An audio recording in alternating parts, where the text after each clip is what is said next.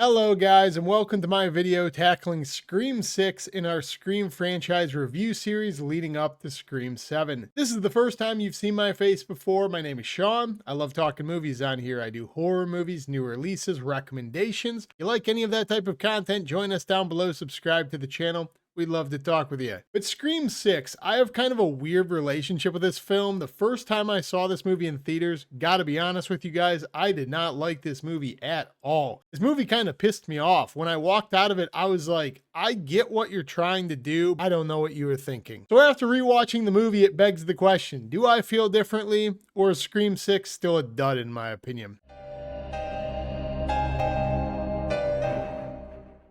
In this review, I'm going to be mentioning a couple of spoilers. The movie's been out for quite a while now, and to make the points I want to make, I have to reference a couple of things. So that is your warning. If you don't want to know anything about this movie, click off, watch the movie, come back, do what you got to do. In Scream 6, it returns Melissa Barrera, Jenna Ortega, and a bunch of others. In this film, the Carpenter sisters, Tara and Sam, have moved away to college in New York, and they're trying to put the past behind them of Scream 5, move on with their lives. Yet another Ghostface is after Sam and Tara, and they're also dealing with the societal ripple of being these weird serial killers who killed the killers. There's this weird internet thing attached to that, which on the surface feels a little bit weird as a movie, right? Like, why are the victims being blamed?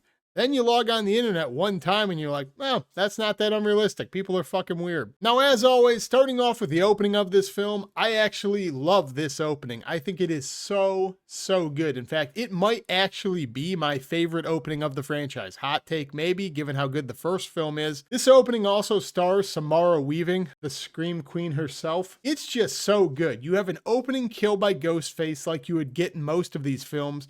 But after he does his kill, he unmasks. So I'm like, are we finally going to get a Scream movie told from the perspective of us knowing who Ghostface is? Since the majority of Scream movies have two killers, I really hope one time that we actually know at least one of them going into the film, so that throughout the film we can kind of play with who's covering for who and try to guess the whodunit because we have half the puzzle. I don't know, maybe that's just me. Let me know your thoughts down below. I think that could be such a fun dynamic. And I thought we were going to get it in this movie until you kind of don't. Because as we find out, the guy who unmasks himself is some wannabe. The guy who's going to be Ghostface in this movie doesn't like the fact that he's jacking his flow, so he fucking kills him. Pretty cool scene though, because it introduces us to a couple of things. First off, Ghostface is badass once again, like he was in 5, very fast, very violent. He also has a new aged mask, kind of like Halloween 2018 did. And the opening kill of this scene also includes him talking to the victim with his little voice changer as he kills. Really cool. One of my favorite openings, as I said. I think my favorite part about this film is actually the core 4, and that's what they call themselves. All of the grouped up survivors from Scream 5. They've all moved away together to college to kind of look after each other in this weird 24/7 neighborhood watch they're doing. They're always on the lookout for the next Ghostface appearance. They know how franchises work, and they're going to tell us once again in the form of exposition all of the rules to this genre, which is actually kind of an issue I have with this movie. This movie is, again,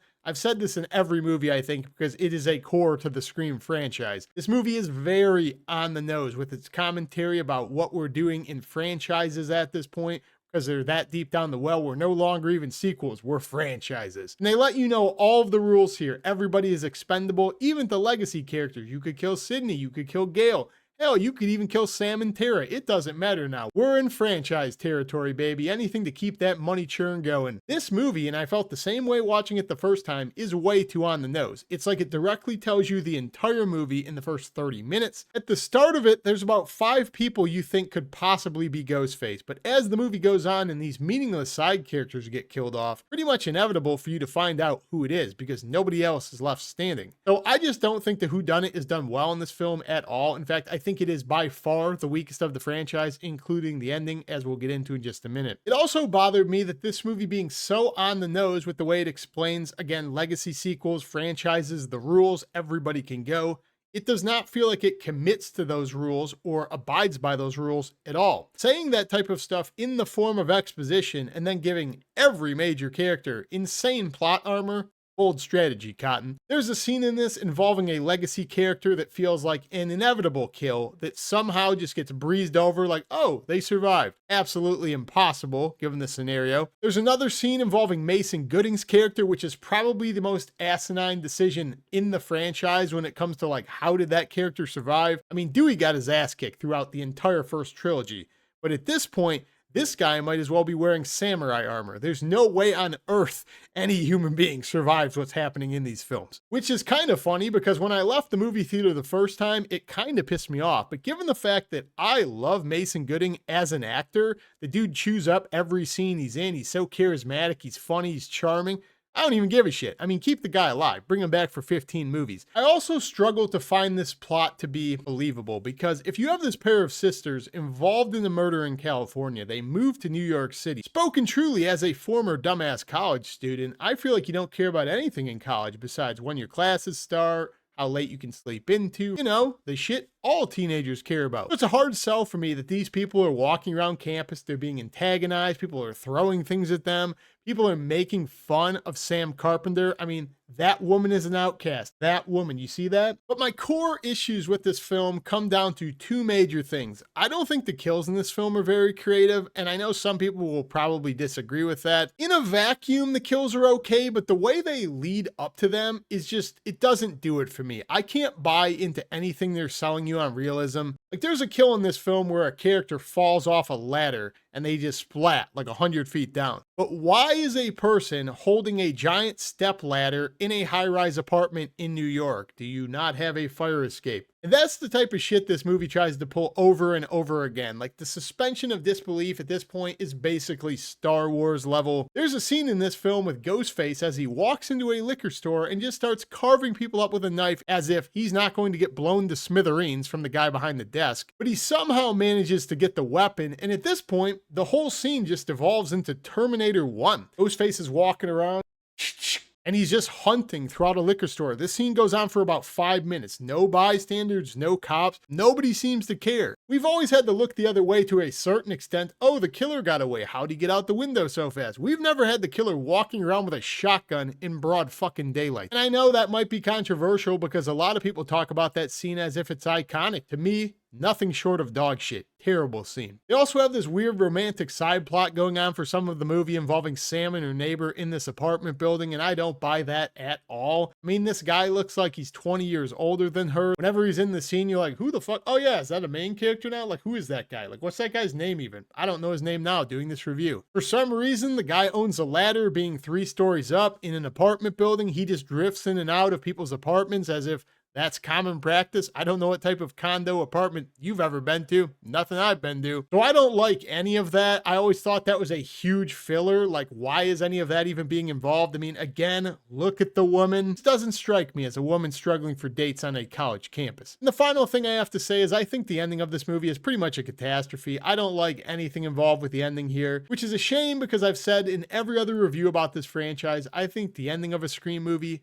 largely determines how I feel about it. The characters have plot armor, they have numerous opportunities to do something creative, and they don't do any of it because they're afraid they could possibly ruin this core like they did the last. So you have Jenna Ortega's character who should probably die, she doesn't. You have Mason Gooding's character who should definitely die, he doesn't. You have a very predictable setup with Sam Carpenter's character basically becoming Billy Loomis, which feels way too on the nose. Even if I can mentally get over the execution of it all, the real issue I have with this film is when you get to the end of the movie and you get the explanation. Nothing else that Ghostface is doing in this film matters because they would have never done it if they would have actually executed their kills.